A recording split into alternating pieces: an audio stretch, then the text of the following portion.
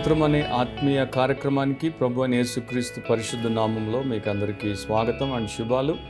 మనం ప్రతి వారం దేవుడి వాక్యం నుండి రక్షణ పొందడానికి, దాంతోపాటు రూపాంతరపరచబడడానికి సత్యములను నేర్చుకుంటున్నాం. ఈరోజు ప్రార్థన తర్వాత క్లుప్త సందేశాన్ని వింటాం. ప్రార్థనలో ఏకీభవించండి. ప్రేమగల మా తండ్రి, మీ యొక్క ప్రణాళికను బట్టి మీ కృతజ్ఞతలు. మీరు మాకు చేసిన ప్రతి గొప్ప కార్యమును బట్టి, ఇచ్చిన ప్రతి శ్రేష్టమైన వరమును ఈవిని బట్టి మీ కృతజ్ఞతాస్తుతులు చెల్లిస్తున్నాం. క్రీస్తునందు మమ్మను సంపూర్ణులుగా చేయుటకు మీరు ఇష్టపడి ఏర్పాటు చేసిన సంకల్పాన్ని బట్టి కూడా మీ కృతజ్ఞతలు. ఈరోజు వాక్య సందేశం ద్వారా విశ్వాసంలో ఉన్న ప్రతి ఒక్కరిని సంధించి మీరు మీ కార్యమును జరిగించమని యేసు పవిత్ర నామమును అడిగి ప్రార్థిస్తున్నాం తండ్రి, ఆమెన్. సో దేవుడి వాక్యాన్ని బట్టి యేసుక్రీస్తునందు ఉన్నటువంటి ప్రతి వ్యక్తి నూతన సృష్టి అండ్ నూతనమైనటువంటి స్వభావం కలిగినటువంటి వ్యక్తి, దాంతోపాటు నూతన సంకల్పము కొరకు దేవుడికి సమర్పించబడినటువంటి వ్యక్తి అని చెప్తోంది. ఎన్నో వచనాలు మనకి నూతన నిబంధనలో కనబడతాయి. అండ్ న్యూ టెస్టమెంట్లోనే దేవుడు తన ప్రజలను ఆయనను ప్రేమించమన్నాడు. అండ్ ఆయన బిడ్డల్ని, లేకపోతే వారి పోలికలో ఉన్నటువంటి వారి పొరుగు వారిని ప్రేమించమని చెప్పాడు. సో దేవుణ్ణి ప్రేమించి, దేవుణ్ణి సేవించుట, ఇతరులను ప్రేమించి ఇతరులకు పరిచర్య చేయుట, ఇది దైవ సంకల్పం. ఇంగ్లీష్లో అంటుంటారు వీఆర్ సేవ్డ్ టు సర్వ్ అని. మనము సేవ చేయుటకే రక్షించబడ్డామని. రక్షణ కన్నా ముందు మనము దేవుడి కొరకు ఏమీ చేయలేదు, ఇతరుల కొరకు కూడా మనం చేసింది లెక్కలోకి రాదు. కానీ మనం రక్షించబడిన తర్వాత దేవుడి యొక్క సేవ అండ్ ఇతరులకి పరిచర్య, ఇది చాలా ముఖ్యమైనటువంటి విషయం. ఎప్పుడైతే మనము ఈ న్యూ కన్విక్షన్తో, అంటే ఈ నూతన నిర్దిష్ట నిర్ణయంతో పనిచేస్తామో, అప్పుడు మనము చేసే సేవ నిత్యత్వంలో నిలిచిపోయి ఉంటుంది. అయితే సేవ అనే దాని గురించి చాలా రకాలైనటువంటి అభిప్రాయాలు ఉన్నాయి, అపోహలు ఉన్నాయి, అండ్ వాక్య విరుద్ధమైనటువంటి ఆలోచనలు ఉన్నాయి. సేవ అనేది బైబిల్ వివరిస్తుంది. సో బైబిల్లో ఉన్నటువంటి సేవ అంటే ఏంటో మనం తెలుసుకోవడం చాలా ముఖ్యం. ఈ పూట నేను చెప్పేది ఏంటంటే, ఒక లోకల్ చర్చ్ బాడీ మినిస్ట్రీ, స్థానిక సంఘ సభ్యులు చేసేటువంటి పరిచర్య. దేవుడికి ఒకే ఒక విషయము ఆయన దృష్టిలో ఉంది. అదేంటంటే స్థానిక సంఘం, లోకల్ చర్చ్. ఈ స్థానిక సంఘం సార్వత్రిక సంఘం, యూనివర్సల్ చర్చ్లో భాగమే. కానీ స్థానికంగా ఒక సంఘం ఉంటుంది. కొరింథులో ఒక సంఘం ఉంది, కొలొస్సైలో ఒక సంఘం ఉంది, ఫిలిప్పీలో ఒక సంఘం ఉంది, ఎఫెసులో ఒక సంఘం ఉంది. సో ఆ పట్టణంలో ఒక సంఘం, అదే ప్రకారము స్థానిక సంఘం. ఆ స్థానిక సంఘానికి ఒక్కొక్కరిని ఆయన రక్షించిన తర్వాత జత చేసినప్పుడు వారు దాంట్లో సంఘ సభ్యులు అవుతారు. సో ఈ స్థానిక సంఘంలో మనము చేరిన తర్వాత, స్థానిక సంఘ ఆరాధనకు మనం వెళ్తూ వస్తూ ఉన్నప్పుడు మనము గమనించాల్సింది ఏంటంటే, స్థానిక సంఘంలోనికి మనము తీసుకురాబడింది ప్రేక్షకులుగా ఉండడానికి కాదు, స్పెక్టేటర్స్గా ఉండడానికి కాదు, పార్టిసిపెంట్స్గా ఉండడానికి, లేక పార్టిసిపేటర్స్గా ఉండడానికి, అంటే పాల్గొను వారముగా, పాలిభాగస్థులముగా స్థానిక సంఘములో, స్థానిక సంఘము ద్వారా చేసేటువంటి సేవను మనము కూడా పూర్ణ హృదయము, పూర్ణ మనసు, పూర్ణ బలము అండ్ పూర్ణ ఆత్మతో చేసేటువంటి వారముగా ఉండుటకు. సో ఒక నిజమైన సంఘానికి యేసుక్రీస్తే శిరస్సుగా ఉంటాడు. అండ్ నిజమైన క్రైస్తవ సంఘానికి బైబిలే దేవుని యొక్క వాక్యము, అదే వారి యొక్క ఇన్స్ట్రక్షన్ మాన్యువల్. అండ్ ఆ నిజ క్రైస్తవ సంఘానికి పరిశుద్ధాత్ముడే పర్యవేక్షకుడు అండ్ నడిపించు మార్గదర్శి, మెంటర్ అండ్ గైడ్. అండ్ ఆ స్థానిక సంఘానికి ఒకే ఒక ఆశయం ఉంది, అది ప్రభువును ప్రేమించి ప్రభువును ఆరాధిస్తుంది, ప్రభువును ప్రకటిస్తుంది, ప్రభు పేరట పరిచర్య చేస్తుంది, సంఘంలో చేస్తుంది, సంఘము ద్వారా చేస్తుంది. సో ఈరోజు మన అంశం ఏంటంటే serving God as a church. Serving God as a church. సంఘము దేవుని సేవించుట, సంఘము దేవుని సేవించుట. ఎన్నో విషయాలు నేను చెప్పొచ్చు, కానీ ఒక 6 సత్యాలు క్లుప్తంగా మీతో పంచుకుంటాను. జాగ్రత్తగా మీరు వినండి. మీరు రక్షించబడినటువంటి విశ్వాసులు, క్రైస్తవులు అయితే మీరు ఒక క్రైస్తవ సంఘానికి, మీ ప్రాంతంలో, మీ పట్టణంలో, మీ పల్లెల్లో ఉన్నటువంటి స్థానిక సంఘానికి సభ్యులు, సభ్యురాళ్ళు అయితే తప్పకుండా మీరు తెలుసుకోవడం, దీన్ని మీరు పాటించడం, ఇది అనివార్యం. ఇది తప్పించుకోలేనటువంటి విషయం. సో స్థానిక సంఘము ద్వారా దేవుణ్ణి సేవించట్లో మొదటిది, it is an essential part of worship. అంటే మన ఆరాధనలో ఇది ఒక మూల విషయం, కీలకమైనటువంటి భాగం. మత్తయి సువార్త 4వ అధ్యాయము 10వ వచనంలో, యేసు వానితో, సాతానా పొమ్ము, ప్రభువైన నీ దేవునికి మ్రొక్కి ఆయనను మాత్రము సేవింపవలెను అని రాయబడి ఉన్నదనెను. సో ఇక్కడ సాతాను యొక్క శోధనలు దేవుడి కుమారుడు ఎదుర్కొంటున్నప్పుడు ఒక్కొక్క దాన్ని ఆయన జయిస్తున్నాడు. సో ఈ విషయంలో అతడు యేసుప్రభుని ఎట్లా శోధించాడంటే 8-9 వచనాల్లో ఉంటుంది. మరలా అపవాది మిగులు ఎత్తైన ఒక కొండ మీదకి ఆయనను తోడుకొని పోయి ఈ లోక రాజ్యములన్నింటినీ వాటి మహిమను ఆయనకు చూపి, నీవు సాగిలపడి నాకు నమస్కారం చేసిన ఎడల వీటన్నింటినీ నీకు ఇచ్చేదనని ఆయనతో చెప్పింది. సో నీవు నాకు సాగిలపడితే, నీవు నన్ను ఆరాధిస్తే, నీవు నన్ను సేవిస్తే ఈ లోక రాజ్యములన్నింటినీ అండ్ వాటి యొక్క మహిమను నీకు ఇస్తానని యేసుప్రభుకు చెప్పినప్పుడు యేసుప్రభు ఈ జవాబునిచ్చాడు. ఫస్ట్ వానితో సాతానా పొమ్ము అన్నాడు, అంటే గెట్ అవుట్, లేకపోతే బీ గాన్ సేటన్ అన్నాడు. తర్వాత ప్రభువైన నీ దేవునికి మ్రొక్కి ఆయనను మాత్రం సేవింపవలెను అని రాయబడి ఉన్నదనెను. ఎక్కడ రాయబడి ఉంది? ద్వితీయోపదేశకాండం 6వ అధ్యాయం 13వ వచనంలో రాయబడి ఉంది. ఏమని రాయబడి ఉంది? నీ దేవుడైన యెహోవాకు భయపడి ఆయనను సేవించి ఆయన పేరట ప్రమాణము చేయవలెను. ఎందుకు రాయబడింది? ఎందుకంటే ఇశ్రాయేలీలు చీటికి మాటికి ప్రతిసారి ప్రతి పూట దేవుడైనటువంటి యెహోవాను, ఏకైక అద్వితీయ దేవుడైనటువంటి సత్యదేవుడిని విడిచి అన్య దేవతల వెంటపడి విగ్రహారాధికులైపోయి వ్యభిచరించు వారై వ్యర్థముగా వారి బ్రతుకులు నాశనం చేసుకుంటున్నప్పుడు దేవుడు మోషే ద్వారా ఈ మాటల్ని వారికి పలికించాడు. ఏం చెప్తున్నాడు? మీరు కేవలము దేవుణ్ణి మాత్రమే ఆరాధించాలి, దేవుణ్ణి మాత్రమే సేవించాలి, మరొకరి దగ్గరికి వెళ్ళకూడదు. సో యేసు ప్రభు ఒక విశ్వసనీయమైన నమ్మదగిన ఇశ్రాయేలుడిగా లేక యూదుడిగా ఆయన దేవుణ్ణే సేవించి దేవుణ్ణి గణపరచుటకు ఒక స్థిర నిర్ణయంతో లోకంలో ఉన్నాడు. అండ్ తర్వాత మనకు ఒక గొప్ప మాదిరిని చూపాడు. సో వర్షిప్ అనేది మనము దేవుణ్ణైనా ఆరాధిస్తాం, లేకపోతే మరో దాన్నైనా ఆరాధిస్తాం. దేవుణ్ణి ఆరాధిస్తే దేవుడి సేవ చేస్తాం, మరో దాన్ని ఆరాధిస్తే మరో దానికి మనం దాసోహం అయిపోతాం. మామూలుగా ఇశ్రాయేలీలకైతే వేరు విగ్రహాలు, వేరు దేవతలు ఉండేవి. కానీ మనకు సొంతము దేవత అవ్వచ్చు, మనల్ని మనం ఆరాధించుకోవచ్చు. ధనము దేవత అవ్వచ్చు, ధనాన్ని మనము ఆరాధించవచ్చు. సుఖము దేవత అవ్వచ్చు, సుఖాన్ని మనం ఆరాధించవచ్చు. ప్రపంచము దేవత అవ్వచ్చు, ప్రపంచాన్ని ఆరాధించవచ్చు. లేకపోతే ఒక వ్యసనము లేక ఒక వ్యక్తి ఒక విగ్రహంగా తయారైతే దాన్ని మనం ఆరాధించవచ్చు. సో మనం దేన్ని ఆరాధిస్తే దానికి మన సమస్తాన్ని ఇస్తాం, మనం దానికి దాసులమవుతాం, దాన్ని సేవిస్తాం. సో అందుకనే వర్షిప్ అనేటువంటి పదంలో, ఆరాధన అనేటువంటి పదంలో, ఇంగ్లీష్లో వర్షిప్ అని, తెలుగులో మ్రొక్కి అని ఉంటుంది. మీరు ఓల్డ్ టెస్టిమెంట్లో ఆదికాండం 22వ అధ్యాయంలో ఏ మాట అయితే అబ్రహామును గురించి తెలుగు అనువాదకులు రాశారో అబ్రహాము మ్రొక్కి అంటాడు. అండ్ న్యూ టెస్టిమెంట్లో కూడా యేసుప్రభు మ్రొక్కి అనే పదాన్నే వాడాడు. రెండు కూడా వర్షిప్ అనే అర్థం. సో అబ్రహాము దేవుడిని ఆరాధించినప్పుడు శ్రేష్టమైన అర్పణనిచ్చాడు. యేసు దేవుడిని ఆరాధించినప్పుడు ఆయన జీవితంలో దేవుడికి తప్ప మరి దేనికి తలొగ్గలేదు, దేనికి ఆయన ఇవ్వలేదు. యేసు జీవితం అంతా కూడా స్వంత సేవ కాదు, దేవుడి సేవే చేశాడు. దేవుడి పేరట ఇతరులకు సేవ చేశాడు. ఇతరులకు ఆయన చేసిన సేవ ఎంత గొప్పదంటే ఆయనకు కనీసం తినడానికి కూడా టైం లేదని బైబిల్ మనకు చెప్తుంది. సో వర్షిప్లో ఒక నాణ్యానికి రెండు వైపులు ఉన్నట్టు రెండు వైపులు ఉంటుంది. ఒకవైపున యాడోరేషన్ అంటే ఆయన్ని మనము ప్రేమతో పూజించుట, ఆయనని మనము స్తుతించుట, ఆయన్ని మనం హెచ్చించుట, ఘనపరచుట. ఇంకొక వైపు యాక్టివ్ సర్వీస్, ఆయన పేరట ఆయన పనులను పరిచర్యను చేయుట. అండ్ అది చేయడానికి అత్యంత శ్రేష్టమైన స్థలం స్థానిక సంఘం.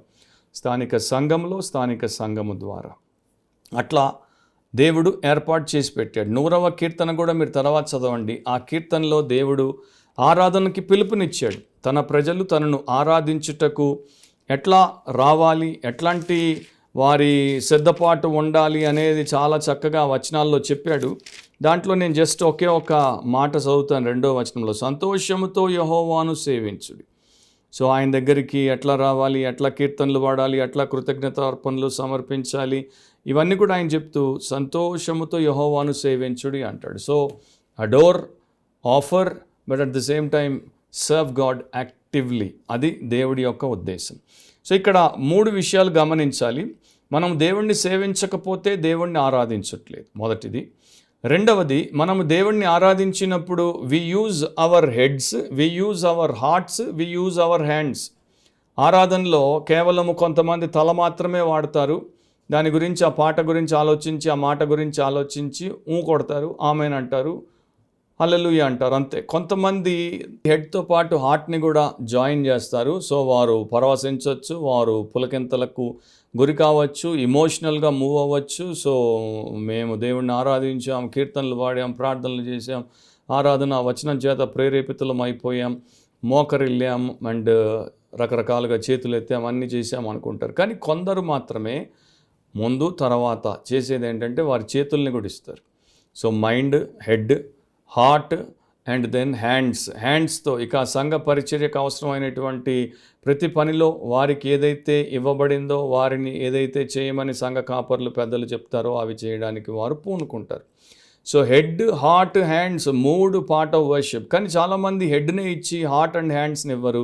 కొంతమంది హెడ్, హార్ట్ ఇచ్చి హ్యాండ్స్ని ఇవ్వరు. కొంతమంది, చాలా తక్కువ మంది హెడ్, హార్ట్, హ్యాండ్స్ని ఇచ్చి నిజ క్రైస్తవులుగా దేవుణ్ణి సంఘములో ఆరాధిస్తారు. మరి మీరు అట్లా ఉన్నారో లేదో ఒక్కసారి చూసుకోండి. రెండవది, it is a powerful part of witness. అది మన సాక్షి జీవితంలో శక్తివంతమైనటువంటి భాగం.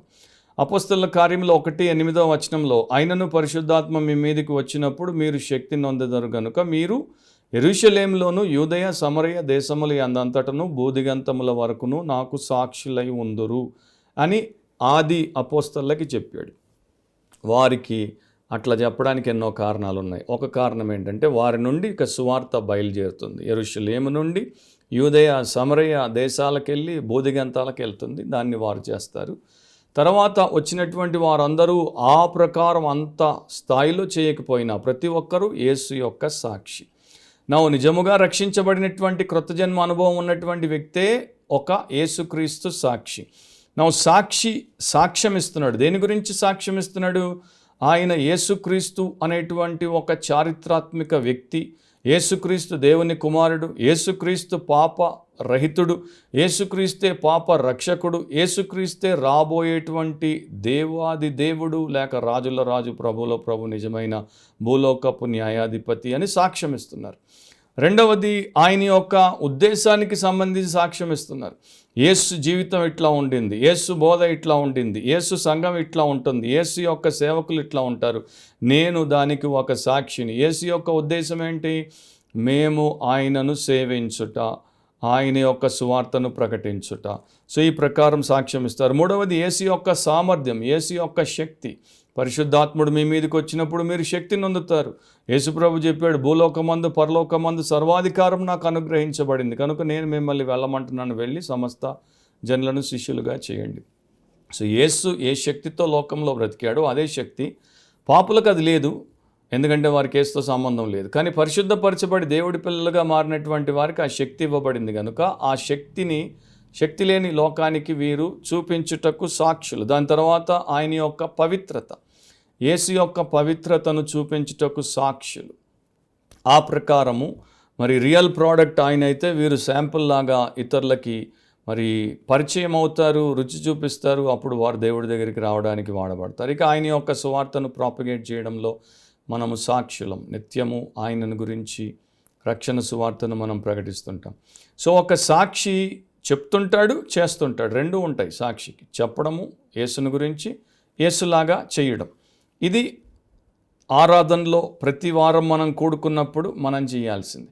కీర్తనల ద్వారా, ప్రార్థనల ద్వారా, వాక్య పరిచర్య ద్వారా, సహవాసం ద్వారా యేసుకు చెందిన వారమని సాక్ష్యం ఇస్తున్నాం.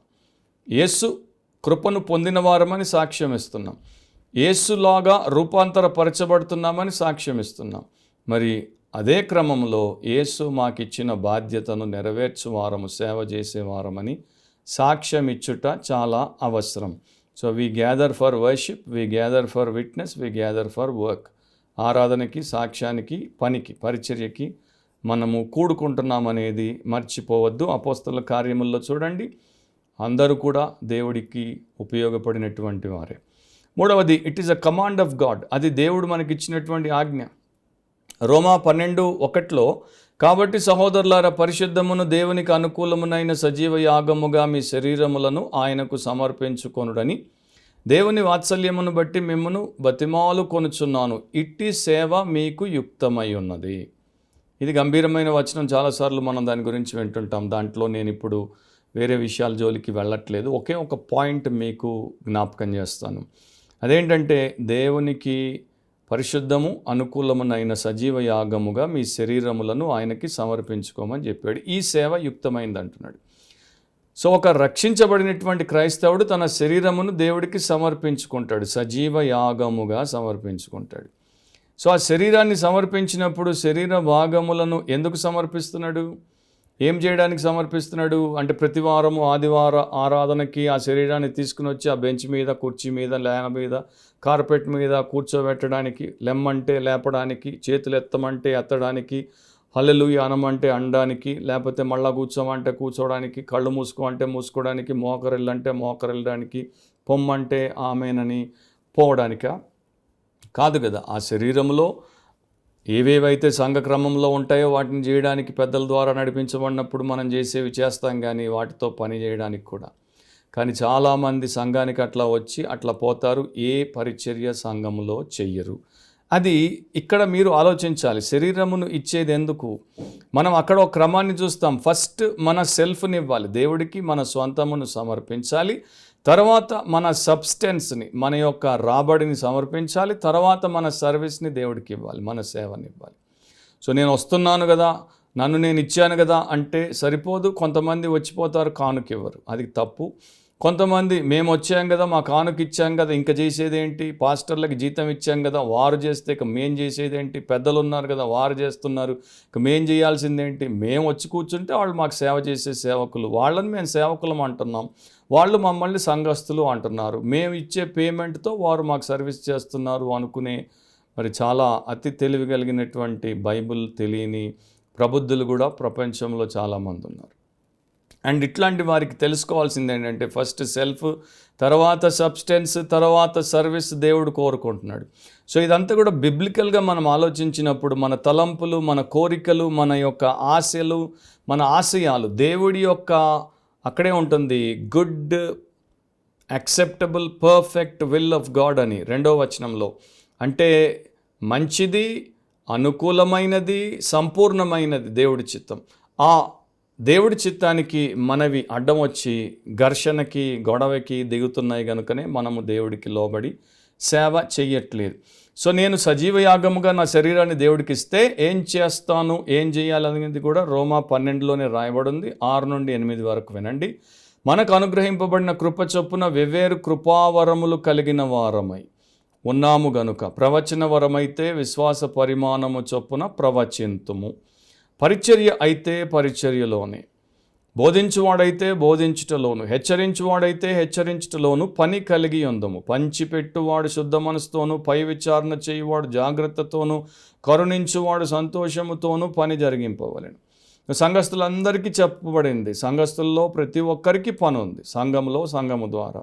అండ్ ప్రతి ఒక్కరికి ఒకే రకమైన పని ఉండదు. దేవుడు ఎవరిని ఏ పిలుపుతో పిలిచి ఏ పని ఇచ్చాడో వారు ఆ పని చేస్తారు, కానీ అందరూ చేస్తున్నారు. సో ఒక ఆయన బోధిస్తున్నాడు, ఒక ఆయన హెచ్చరిస్తున్నాడు, ఒక ఆయన ప్రవచిస్తున్నాడు, కానీ ఒక ఆయన పరిచర్య చేస్తున్నాడు, ఒక ఆయన పంచిపెడుతున్నాడు, ఒక ఆయన పై విచారణ చేస్తున్నాడు, ఒక ఆయన కనికరపు సేవ చేస్తున్నాడు, పేదోళ్ళకి వస్త్రం ఇస్తున్నాడు, బీదలకి ఆహారం ఇస్తున్నాడు, రోగులకి వైద్యం చేపిస్తున్నాడు. సో ఇదంతా కూడా సంఘము చేస్తున్నటువంటి పరిచర్య. ఇక్కడ ఓన్లీ పాస్టర్లు, ఓన్లీ ఎల్డర్స్ అని లేదు. Every member of the church, ప్రతి ఒక్కరూ ఈ పని చేస్తున్నారు. అట్లా చేశారు, అట్లాగే ప్రతి సంఘం ఉండాలి. కానీ విచిత్రం ఏంటంటే అట్లా సంఘాలు లేవు. ఎర్నెస్ట్ షాకల్టన్ అనేటువంటి వ్యక్తి అంటార్క్టికా ఎక్స్పెడిషన్ కొరకు ఒక అడ్వర్టైజ్మెంట్ వేశాడు పేపర్లో, ఇంగ్లీష్ పేపర్లో, లండన్లో. ఏమని రాశాడు? చాలా భయంకరమైన, ప్రాణాంతకమైన, అంటే ప్రాణాలు పోయేటువంటి ప్రయాణమునకు పురుషులు కావలెను, జీతము తక్కువగా ఉంటుంది, చలి కొరికేంతగా ఉంటుంది, ఎన్నో నెలలు సూర్యుడు లేని ప్రాంతమది, చీకట్లో ఉండాల్సి వస్తుంది, ప్రతినిత్యము ప్రమాదం పొంచి ఉంటుంది, తిరిగి రావడము అనేది చెప్పలేము. కాకపోతే మనము చేయాలనుకున్నది చేసి తిరిగి వస్తే ప్రపంచమంతా మనల్ని ఘనపరుస్తుంది అండ్ ప్రపంచ చరిత్ర మర్చిపోనంత గుర్తింపు వస్తుంది. దీనికి సిద్ధపడిన వారు అప్లై చేయవచ్చు. సర్ ఎర్నెస్ట్ షాకల్టన్ అంటార్క్టిక్ ఎక్స్ప్లోరర్ అని సైన్ చేశాడు. నమ్మండి, వేల మంది యవన పురుషులు అప్లికేషన్లు వేశారు. దేనికోసం? కొరికే చలిలో నెలలు ఉండడానికి, కటిక చీకటిలో నెలలు ఉండడానికి, తిరిగి రాము అని తెలిసినా కూడా వెళ్ళడానికి, జీతం తక్కువ అని తెలిసినా కూడా వెళ్ళడానికి.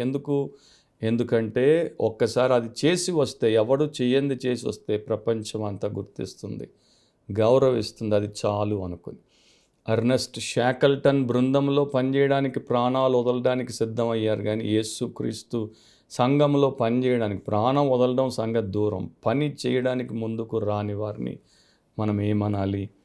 యేసు ఏమనాలో అనాల్సినప్పుడు అంటాడు. 4వది, it is the responsibility of the instrument of the body. ఒక శరీరంలో ఉన్న అవయవము చేసే పని సంఘంలో ఉన్న ప్రతి సభ్యురాలు చేయాలని బైబిల్ నేర్పిస్తోంది. 1 కొరింథీ 12వ అధ్యాయం అంతా చదవండి. ఇప్పుడు నేను సమయం లేదు కనుక జస్ట్ 3 వచనాలే జ్ఞాపకం చేస్తాను. 12:8 అయితే దేవుడు అవయవములలో ప్రతిదానిని తన చిత్త ప్రకారం శరీరములో ఉంచాడు. సో ప్రతి పార్ట్ని దేవుడు బాడీలో పెట్టాడు.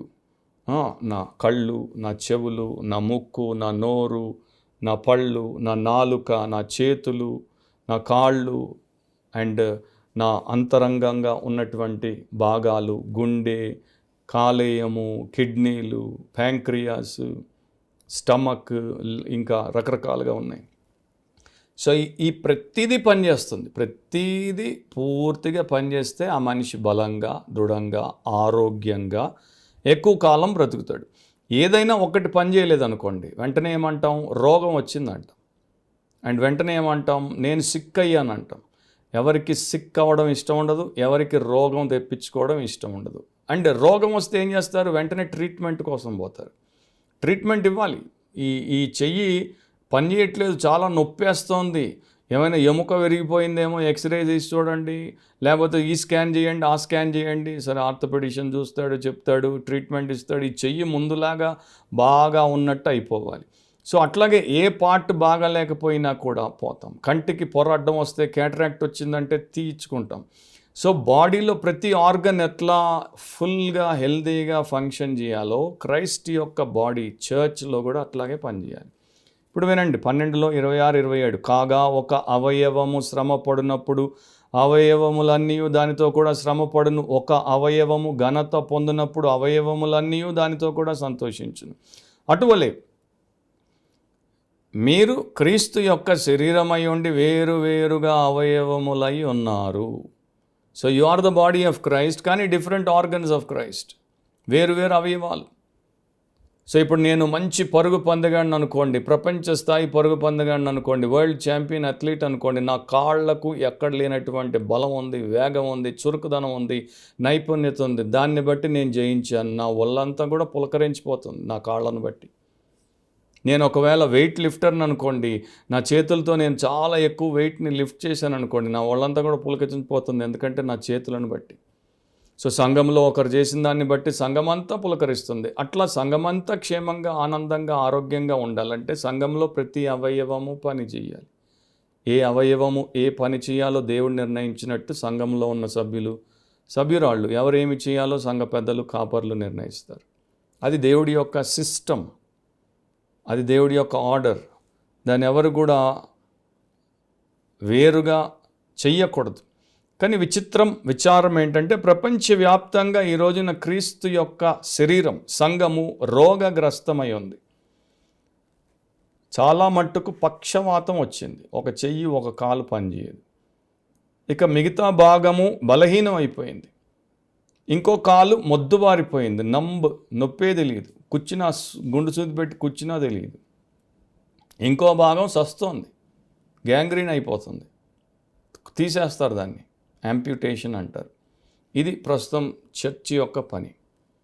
చాలా తక్కువ మంది కష్టపడుతుంటారు, చెమట కారుస్తుంటారు, హృదయమును పగలగొట్టుకుంటారు. మిగతా వాళ్ళు వచ్చిపోతారు, చచ్చిపోతారు. వారికి ఇప్పుడు అర్థం కాదు. తర్వాత దేవుడి ముందు నిలబడేసరికి వారు ఎంత తమకు తాము అన్యాయం చేసుకున్నారో, తమకెంత బుద్ధి లేని పని చేశారో. కానీ చెప్పాల్సిన బాధ్యత మాది, సేవకులది. సో ఇప్పటికైనా నేను నా యొక్క ప్రయాణాల్లో సభల్లో మాట్లాడినప్పుడు ఇండియాలో బయట అండ్ ఇప్పుడు నాకు కాంటాక్ట్లోకి వచ్చేటువంటి వారు ఈమెయిల్ ద్వారా, వాట్సాప్ ద్వారా, SMS ద్వారా, ఫోన్ ద్వారా చాలామందిలో నేను అడిగేటువంటి వారికి చాలామందికి స్థానిక సంఘం లేదు. చాలామంది ఏవేవో సాకులు చెప్తారు, ఈ కారణం చేత, ఆ కారణం చేత, దీనివల్ల దానివల్ల స్థానిక సంఘం లేదు. ఒకరోజు ఒకసారి ఒక చోటికి, ఇంకోసారి ఇంకో చోటికి, ఇంకో పట్టణానికి, ఇంకో పట్టణానికి తిరుగుతుంటారు. వీరు అనాథలు, వీరికి ఒక కుటుంబం లేదు, వీరికి ఒక ఆత్మీయ తండ్రి లేడు, వీరికి ఒక ఆత్మీయ బంధుగణం లేదు, ఒక కుటుంబం అనేది వీరికి లేదు. సో వీరు ఎట్లా ఉన్నారంటే, మరి చేతిని తీసేసి బల్ల మీద పెడితే అది తప్పకుండా అది కుళ్ళిపోతుంది, అది విచ్ఛిన్నం అయిపోతుంది. ఆ ప్రకారం చాలామంది ఉన్నారు. కనుక అట్లాంటి వారు మీరు వీక్షించే మీలో ఉంటే జాగ్రత్త. The church of Christ must be dynamic, it should never become anaemic. రక్తహీనత వచ్చి అస్థిపంజరంలాగా మారడానికి కాదు దేవుడు సంఘాన్ని స్థాపించింది. బలముగా, దృఢముగా, ఆత్మశక్తితో అండ్ యేసుక్రీస్తు యొక్క ప్రకాశంతో దేవుడి మహిమ కొరకు అది ఉజ్వలమైన భవిష్యత్తును కలిగి మండేటువంటి సంఘముగా ఉండాలి. It is crucial to glorify God. 5వ కారణం, దేవుణ్ణి మహిమపరచుటకు ఇది చాలా ముఖ్యం. 1 పేతురు 4:10-11 చెప్తాడు, దేవుని నానా విధమైన కృప విషయమై మంచి గృహ నిర్వాహకులై ఉండి. ఎవరికి చెప్తున్నాడు? అందరికీ చెప్తున్నాడు, ప్రతి బిలీవర్కి చెప్తున్నాడు. You should be a good steward in the house of God. ఒక్కొక్కడు అంటే మళ్ళీ ఆ చర్చ్ మెంబర్స్ అందరికీ కృపావరం పొందిన కొలది ఒకనికొకడు ఉపచారము చేయుడి. ఒకడు బోధించిన ఎడ్ల దైవోక్తులను బోధించినట్టు బోధింపవలను, ఒకడు ఉపచారము చేసిన ఎడ్ల. సో ప్రతి ఒక్కడు బోధించట్లేదు, ప్రతి ఒక్కడు ప్రీచర్, టీచర్, సింగర్, మ్యూజిషియన్ కాదు, కానీ ప్రతి ఒక్కడు ఉపచారము చేయొచ్చు, సర్వింగ్ చేయొచ్చు. ఎడల దేవుడు అనుగ్రహించు సామర్థ్యము నొంది చేయవలను. ఇందువలన దేవుడు అన్నింటిలోనూ యేసుక్రీస్తు ద్వారా మహిమపరచబడును. సో ఇందువలన దేవుడు అన్నింటిలో యేసుక్రీస్తు ద్వారా మహిమపరచబడుతున్నాడు. సింగర్ ద్వారానే కాదు, ప్రీచర్ ద్వారానే కాదు, లేకపోతే టీచర్ ద్వారానే కాదు, మ్యూజిషియన్ ద్వారానే కాదు, టెస్టిమనీ గివర్ ద్వారానే కాదు, ప్రతి సర్వెంట్ ద్వారా. ఆ భోజనం అయిన తర్వాత ఆ గిన్నెలు కడిగేటువంటి ఆ దేవుడి యొక్క సేవ చేస్తున్నటువంటి ఆ సభ్యురాల ద్వారా దేవుడు మహిమపరచబడుతున్నాడు. ఆ టీ తాగిన తర్వాత అది కింద గట్టిగా అట్టగడుతుంది చూడండి, దాన్ని తోమి దాన్ని తీసినటువంటి వారి ద్వారా దేవుడు మహిమపరచబడుతున్నాడు. చివరికి అందరూ తినేసి disposable plate, disposable spoon, disposable cup and disposable water గ్లాస్ని తీసుకుని వచ్చి ఆ ట్రాష్లో వేస్తారు చూడండి. కొంతమంది మిగిల్చిన అన్నము, కొంతమంది మిగిల్చిన కూర, కొంతమంది మిగిల్చిన ఇడ్లీ, వడ, చట్నీలు వేస్తారు చూడండి. వాటన్నింటిని కవర్లో కట్టుకొని తీసుకెళ్ళి చెత్తకుండలో చక్కగా పెట్టొచ్చినోడిని బట్టి కూడా దేవుడు మహిమపరచబడతాడు. సో ఇదంతా సిస్టంలో దేవుడు పెట్టినటువంటి సర్వీస్. కానీ మనుషులకు అట్లాంటి ఆలోచన లేదు. మనుషులు ఆ రకంగా బొత్తిగా ఆలోచించకపోవడం చాలా హేయమైనటువంటి విషయం. యుగ యుగములు మహిమయు ప్రభావమును ఆయనకుండునుగాక, ఆమేన్ అని బైబిల్ చెప్తుంది. సో ఈ రకంగా మనం సేవ చేసినప్పుడు మన సమయాన్ని సద్వినియోగం చేసుకుంటున్నాం, మన సామర్థ్యాన్ని సార్థకం చేసుకుంటున్నాం, మనం ఇతరులకు సహాయపడి వారిని మనము పైకి లేవనెత్తుతున్నాం.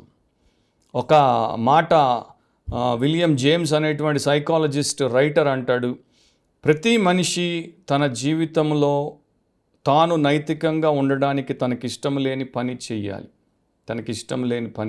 నైతికంగా ఉండాలంటే. ఎందుకంటే నైతికత అనేది ప్రతి ఒక్కడికి సహజముగా లేని తత్వం. అందరూ సోమరులుగా ఉండాలనుకుంటారు, అందరూ ఎక్కువ టైం పడి బెడ్ మీద నిద్రపోవాలనుకుంటారు, అందరూ తిని ఊరుకోవాలనుకుంటారు, కొందరే చెమటగార్చాలనుకుంటారు. కానీ బేసికల్లీ ఆ చెమటగార్చాలనుకునే వారికి కూడా ఉన్న తత్వం ఇదే. కాకపోతే వారు దీంట్లో నుండి బయటపడి ఒక నిర్దిష్ట నిర్ణయం చేసి ఆ రకంగా తమను అప్పగించుకున్నారు కనుక అది చేస్తున్నారు. లేకపోతే by default man does not want to work or serve. మనిషి సేవ చేయించుకోవడానికి ఇష్టపడతాడు, సేవ చేయడానికి ఇష్టపడ్డాడు. సో ప్రభువు ఈ రకంగా చెప్పారు, మనుష్య కుమారుడు సేవ చేయించుకోవడానికి రాలేదు కానీ సేవ చేయడానికి వచ్చాడు. కానీ మనుషులకు పుట్టిన కుమారులు కుమార్తెలు సేవ చేయడానికి రారు కానీ సేవ చేయించుకోవడానికి వస్తారు. ఒక మిథాలజీ ఉంది, అంటే ఒక పురాణ గాథ. దాంట్లో ఒక ఇంట్లో ఒక ఆవు పిల్ల, దూడ అంటారు కదా, పుట్టింది. సో ఆ ఇంట్లో ఒక యువకుడు ఉండేవాడు. ఆ బిడ్డ వచ్చి దాన్ని ఎత్తుకున్నాడు. సో వాడికి అది ఇష్టం అనిపించింది. సో ప్రతిరోజు వచ్చి దాన్ని ఎత్తుకునేవాడు, ప్రతిరోజు ఎత్తుకుంటాడు దాన్ని.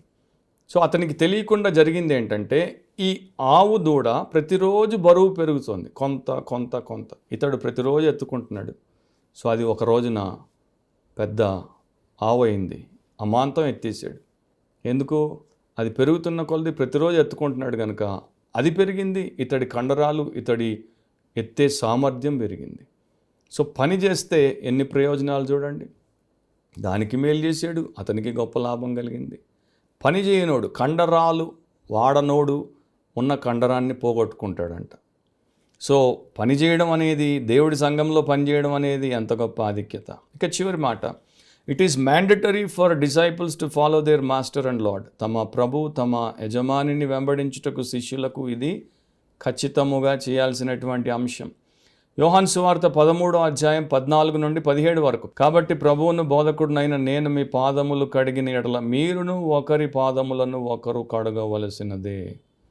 ఏమంటున్నాడు? ప్రతి మాట మీరు ఆలోచించండి, ధ్యానించండి. ప్రతి మాటను నేను వివరించలేను. వివరించగలిగి ఉంటే ఒక్కొక్కళ్ళు 3 గంటల సందేశం వినే ఓపిక, శ్రద్ధ, ఆసక్తి కలిగి ఉంటే హాయిగా చెప్పేవాడిని. కానీ లేరు కనుక తక్కువ చెప్పాల్సి వస్తుంది. నేను మీ పాదములు కడిగిన ఎడల, ఎవరు? ప్రభు, బోధకుడు. మీరును ఒకరి పాదములను ఒకరు కడుగవలసినదే. ప్రతి ఒక్కరూ పాదములు కడగాల్సిందే. నేను మీకు చేసిన ప్రకారం మీరును చెయ్యవలెనని మీకు మాదిరిగా ఇలాగూ చేస్తుని. దాసుడు తన యజమానుని కంటే గొప్పవాడు కాడు, పంపబడినవాడు తను పంపిన వాని కంటే గొప్పవాడు కాడని మీతో నిశ్చయముగా చెప్పుచున్నాను. ఈ సంగతులు మీరు ఎరుగుదురు కనుక వీటిని చేసిన ఎడల మీరు ధన్యులగుదురు. సో ఇప్పుడు నేను సంఘంలో 300 మంది ఉంటే 300 మంది ప్రతి వారం ఒకరి కాళ్ళు ఒకరు కడుక్కోమని చెప్పట్లేదు. అది ఒకప్పుడు. కానీ ఒకరికి ఒకరు పరిచర్య చేసుకోమని మాత్రం అదే సూత్రం ఇప్పటికి కూడా మనకి చెప్తోంది. సో మన ప్రభువు మనకి గ్రేట్ ఎగ్జాంపుల్, గొప్ప మాదిరి. అండ్ ఆయనే మన గ్రేట్ ఎనేబ్లర్, మనల్ని గొప్పగా తన శక్తితో, సామర్థ్యముతో ఆ ప్రకారము చేయుటకు లేవనెత్తువాడు. సో ఆయన తన శిష్యుల కాళ్ళు కడిగాడు. మనము ఆయన శిష్యులకు సేవ చేసే వారంగా ఉండాలి. ఆయన శిష్యులు ఎవరు? ఆయన సంఘమే. సో యేసు నమ్మకంగా, నిష్ఠతో ఎట్లా చేశాడో ప్రతి విశ్వాసి, క్రైస్తవురాలు నమ్మకంగా, నిష్ఠతో నిత్యము దేవుని సేవించాలి. అలా చేసినప్పుడే వారు ధన్యులు. విని విడిచిపెడితే ధన్యత రాదు, విని విధేయత చూపితే ధన్యత వస్తుంది.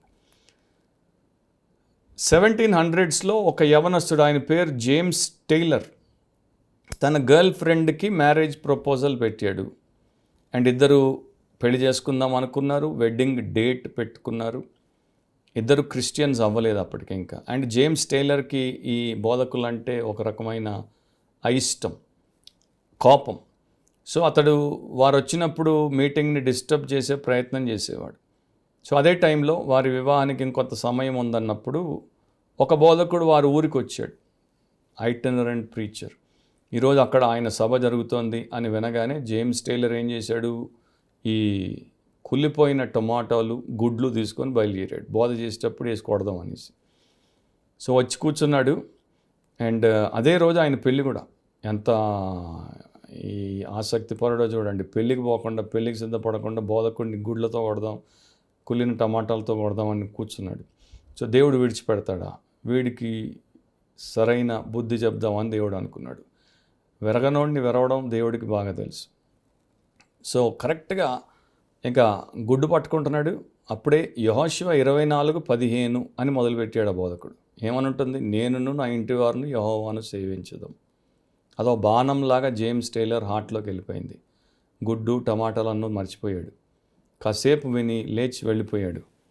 డైరెక్ట్గా అతడు ఒక పొలంలోనికి వెళ్ళి మోకాళ్ళ మీద పడ్డాడు. నేను పెళ్లి చేసుకోబోతున్నాను, నేను ఒక భార్యను కలిగి ఉండబోతున్నాను, కుటుంబాన్ని ప్రారంభించబోతున్నాను, ఆ తర్వాత పిల్లలు పుడితే గృహాన్ని స్థాపించబోతున్నాను.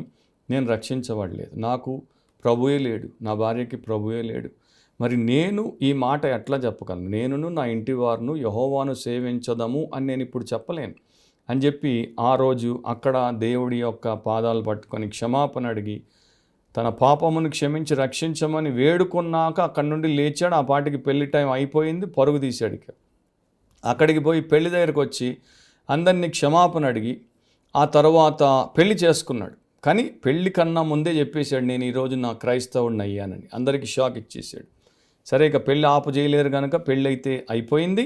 పెళ్ళి అయిపోయిన తర్వాత ఇంటికి వచ్చారు. ఇంటికి రాగానే ఆమెకు చెప్పాడు, నేను నా ఇంటి వారు యెహోవాను సేవిస్తాము, అది నా నిర్ణయం. ఆమె ఏమో పట్టించుకోవట్లేదు. మనిద్దరం లోకస్తుల్లాగా ఉండాలి, అట్లాగే బ్రతుకుతాలి ఆమె వాదన. సో ఇద్దరికి మధ్యలో ఘర్షణ జరిగేది. ఒకరోజు ఏం చేశాడంటే, చాలా విపరీతమైన భారంతో వచ్చి, ఇది మీరు చేయమని నేను చెప్పట్లేదు, ఆయన చేశాడు, చరిత్ర చెప్పింది మీకు చెప్తున్నాను. భార్య గదిలో పని చేస్తుంటే వచ్చి ఆమెను ఎత్తుకొని వచ్చి వారి యొక్క బెడ్ దగ్గర తీసుకుని వచ్చి బలవంతంగా మోకాళ్ళ మీదకి తెచ్చి ఆమె ప్రతిఘటిస్తుంటే ఆమెను మోకాళ్ళ మీద వేసి మోకాళ్ళ మీద ఉండి గట్టిగా పట్టుకొని ప్రేయర్ చేస్తున్నాడు. దేవా, నన్ను మార్చినట్టు ఈమెను కూడా మార్చి, మేమిద్దరం నీ సేవ చేయాలంటే ఈమె మారాలి.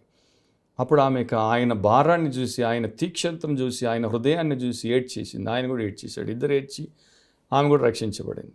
మీరు చేయకండి అట్లా, మా భార్య ఇంకా రక్షించబడలేదు, నా సేవకు ఆటంకం వస్తుంది, మీరు చెప్పింది బాగుంది, ఈరోజే పోయి చేస్తా, మా భర్త నన్ను చర్చికి పోనివ్వడు, ఆయన రాడు, ఆయన గురించి నేను ఇట్లాగే చేస్తాను, మీరు చేయకండి. ప్రతిసారి ఇట్లా చేయమని నేను ఎక్కడ ఎవరికి చెప్పలేదు, ఎవరు చెప్పకూడదు. కాకపోతే ఆయన అట్లా చేశాడు. సరే, వారికి బిడ్డలు పుట్టక మునిపే దేవుడి యందు విశ్వాసం ఉంచిన క్రైస్తవులు అయిపోయారు. తర్వాత దేవుడు వారికి బిడ్డలను ఇస్తే బిడ్డలు పుట్టారు. అండ్ వారి యొక్క చరిత్ర ఎట్లా ఉందంటే, వారి తర్వాత వచ్చిన 8 తరాల్లో ప్రతి తరంలో ప్రతి కుటుంబంలో క్రిస్టియన్ వర్కర్స్ అంటే దేవుని సేవకులను దేవుడు లేవనెత్తాడు. అండ్ ఈ జేమ్స్ టైలర్ యొక్క గ్రేట్ గ్రాండ్ సన్నే మనకి తెలిసినటువంటి హడ్సన్ టైలర్. ఈ హడ్సన్ టైలర్ ప్రపంచమంతటికి తెలుసు, ఎందుకంటే చైనా ఇన్లాండ్ మిషన్ ప్రారంభించినటువంటి గొప్ప మిషనరీ. ఆ రోజు జేమ్స్ టైలర్ని యెహోషువ 24:15 మార్చి ఉండకపోతే 8 తరాల వారు ఎంతోమంది దేవుడి సేవకులు అయ్యేవారు కాదు. అండ్ చైనాకి హడ్సన్ టైలర్ వచ్చేవాడు కాదు. సో జస్ట్ ఇమాజిన్, ఆయన ఎంత తీక్షణంగా నేను నా ఇంటివారు యెహోవాను సేవించదము అని నిర్ణయించుకొని ఆ విషయానికి తను అప్పగించుకున్నాడు. ఆ ప్రకారం ప్రతి క్రైస్తవ కుటుంబం క్రైస్తవ స్థానిక సంఘానికి సభ్యులుగా మారి వారి కుటుంబం ఆ సంఘము ద్వారా దేవుడి సేవించుట ఈ ప్రపంచంలో అన్నిటికన్నా శ్రేష్టమైంది.